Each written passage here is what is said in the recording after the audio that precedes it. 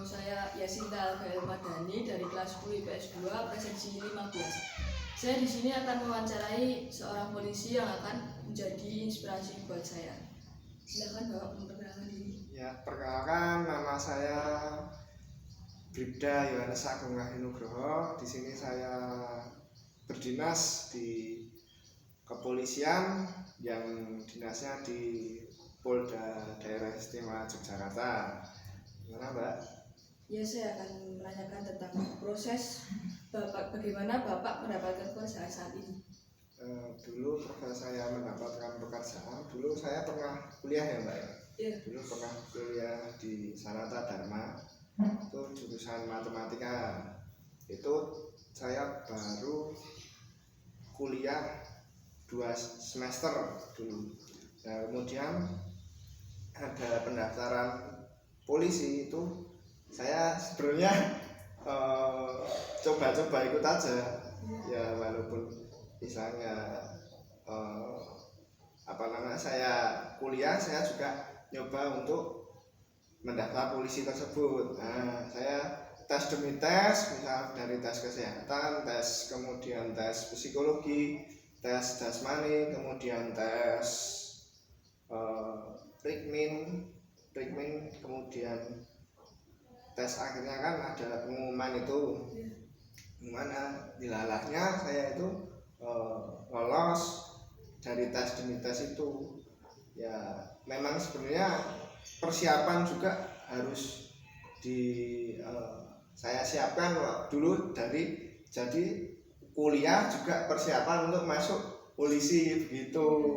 Jadinya ya sudah, ya dilalahnya kan saya juga satu kali daftar lolos, Mbak, begitu. Karir dari itu awal karir saya jadi polisi gitu.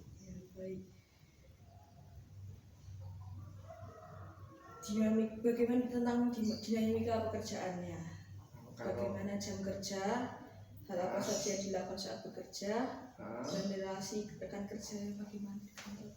Kalau jam kerja kan saya ikutnya jam piket ya, Mbak, ya. Yeah. Jam piket ya, jadi piket 24 jam itu kan saya kan dinasnya kan juga di anjing belajar. Terus selama piket juga ngelatih anjing itu biar istilahnya mengenal kayak tahu narkotika, bahan peledak, kemudian pelacakan, istilahnya pelacak maling gitu, pelacak orang gitu. Kalau jam piketnya 24 jam, kemudian piket 24 jam, kemudian lepas, kemudian besok habis lepas dinas, kemudian cadangan, kemudian piket lagi gitu. Kemudian kalau relasi dalam bekerja itu sendiri, saya juga banyak relasi juga di istilahnya di dalam kantor maupun luar kantor. Jadi kalau misal orang relasi luar kantor itu, misal kita ada dinas di mana begitu kan, ada informasi yang bisa saya dapat, nah kemudian saya sampaikan ke komandan begitu. Jadinya kan misal ada suatu unjuk rasa atau apa kan bisa diantisipasi dulu. Sama misal saya punya teman di luar, ada kira-kira ada bola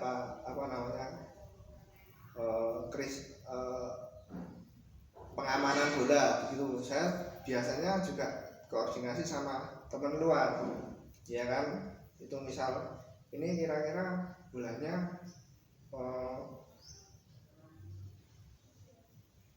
mana lawan mana dulu. Nah, kemudian kira-kira itu musuh bebuyutan enggak, 2 tim itu loh skornya. Kemudian kira-kira yang di kubu misal PSIM atau PSS itu kan udah musuh bebuyutan. Dan teman saya di PSIM itu kan saya juga tanya, ini mau gimana tempatmu gini, yang di PS juga saya tanyakan gini. Nah, terus informasi dari kedua belah pihak itu saya ngomongkan ke komandan saya biar nanti komandan saya yang istilahnya mengambil keputusan begitu.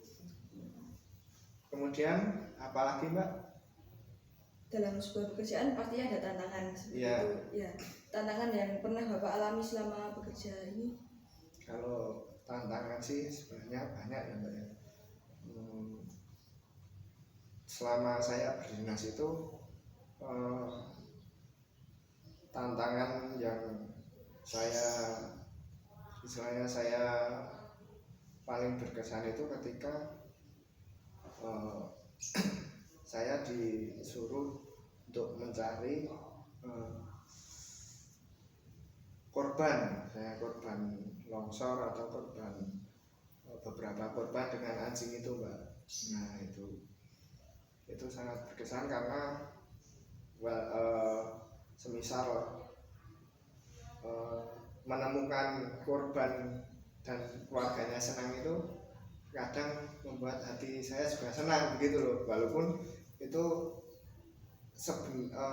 ada kesulitan tersendiri waktu di lapangannya begitu loh.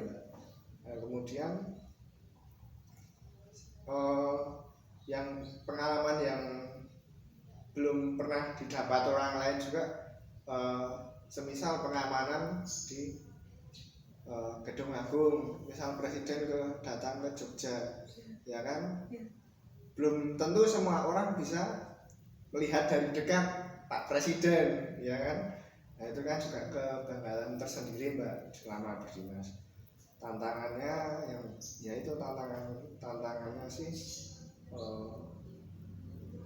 terkadang bukan di kedinasan sendiri tapi di masyarakat Mbak. Tantangannya bagaimana seorang polisi itu bisa menjadi contoh masyarakat, karena kita sebagai aparat negara itu harus menyontohkan yang baik terhadap masyarakat itu Mbak.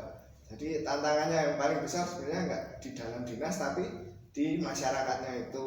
Semisal ada kerja bakti di desa gitu, nah, seorang polisi kalau misal tidak ikut kerja bakti kan juga tidak enak Mbak. Iya. Jadi tantangannya itu adalah di luar masyarakat itu begitu Mbak.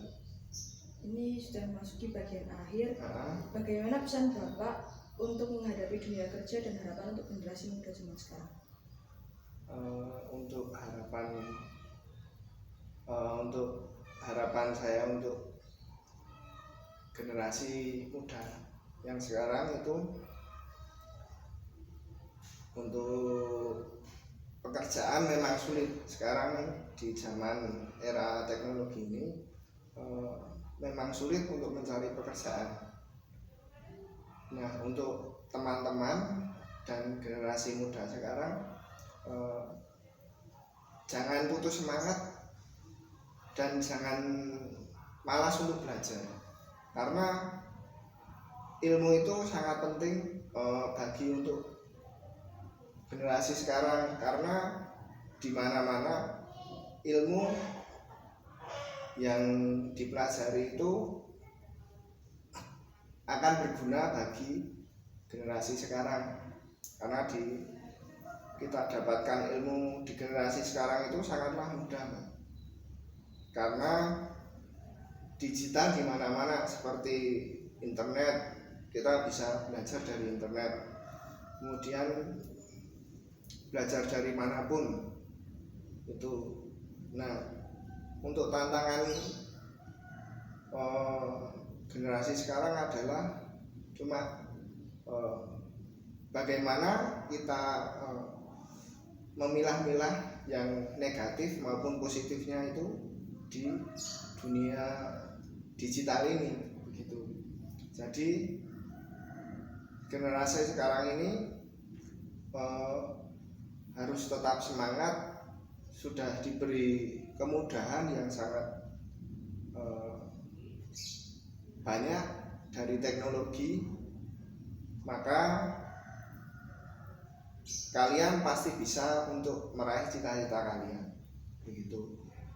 Dan terutama jangan lupa untuk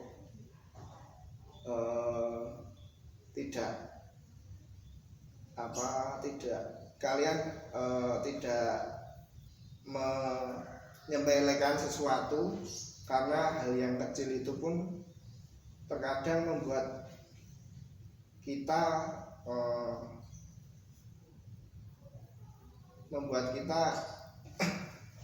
tidak, terkadang lupa untuk meraih cita-cita kita. Terkadang itu yang kita lupa, gitu. Jadi untuk generasi sekarang tetap semangat, jangan pantang menyerah untuk meraih cita-cita, dan sayangi keluarga dan orang tua, begitu. Karena dari restu orang tua kita juga istilahnya bukan apa-apa untuk generasi sekarang, begitu. Terima kasih. Terima kasih untuk Bapak Agung Ya. sudah mau menjadi narasumber saya. Ya.